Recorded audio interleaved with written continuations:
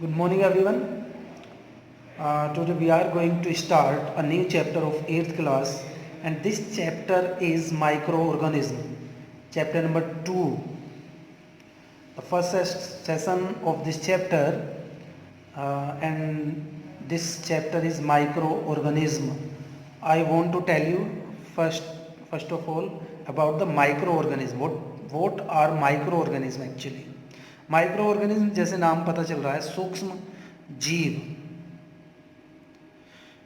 ऐसे जीव जिन्हें हम अपनी आंखों से नहीं देख सकते, जिन्हें देखने के लिए माइक्रोस्कोप की ज़रूरत पड़ती है, ऐसे ऑर्गेनिज्म को हम माइक्रो ऑर्गेनिज्म कहते हैं. इनके the organism which can not be scene by the normal eyes and these can be seen by the help of microscope are known as microorganism. So we are going to know about the microorganism.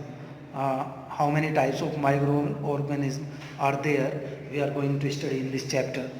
What are the benefit, what are the harm of them. So let's start. 1676, a Dutch civil servant observed his surrounding. 1676 की बात है. एक civil servant थे जिन्होंने अपने surrounding में observe किया. क्या ऑब्जर्व किया? He found many tiny organism around him.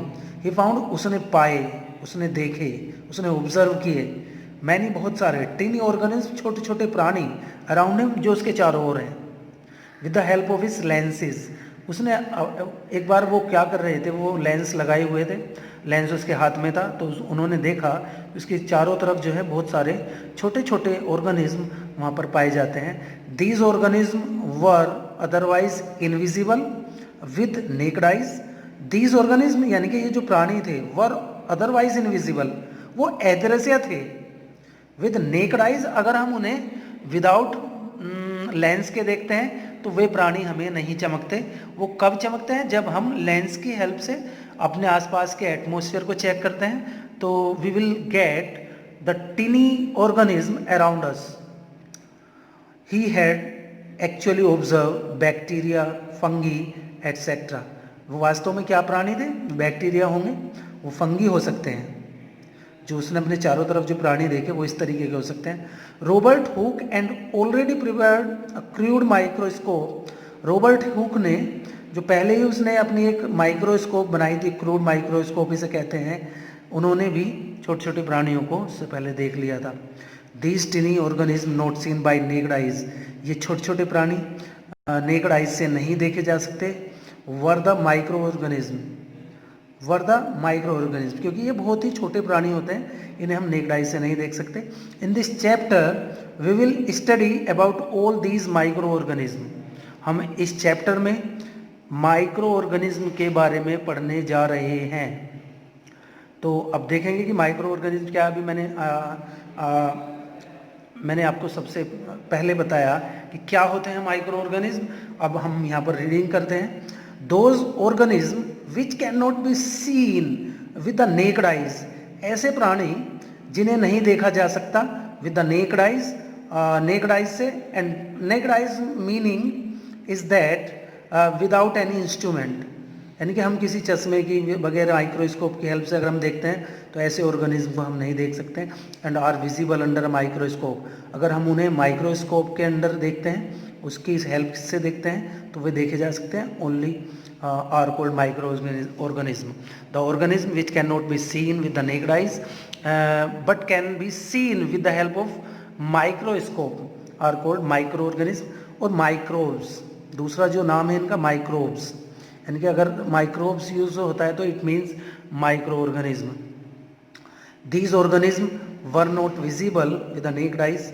ये जो थे इन्हें नेक्ड आइज से नहीं देखा जा सकता था. So they were unknown before the invention of the microscope. Microscope की खोज से पहले इन प्राणियों के बारे में कोई नहीं जानता था, because they can not be scene.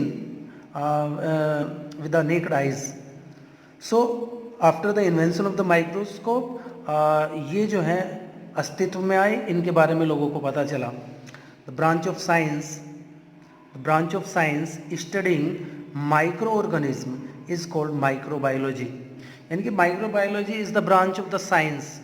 Microbiology जो है साइंस की ब्रांच है in which we study about the micro organism, जिसमें हम माइक्रो ऑर्गेनिज्म के बारे में पढ़ते हैं. माइक्रो ऑर्गेनिज्म के क्या फ़ायदे हैं, क्या नुकसान है, किस किस तरीके से उनके अंदर लाइफ प्रोसेस कंप्लीट होती हैं. तो this branch is known as microbiology. फिर एक बार बता दूं, microbiology is the branch of the science in which we study about the micro organism. Scientist involve in this study are called microbiologist.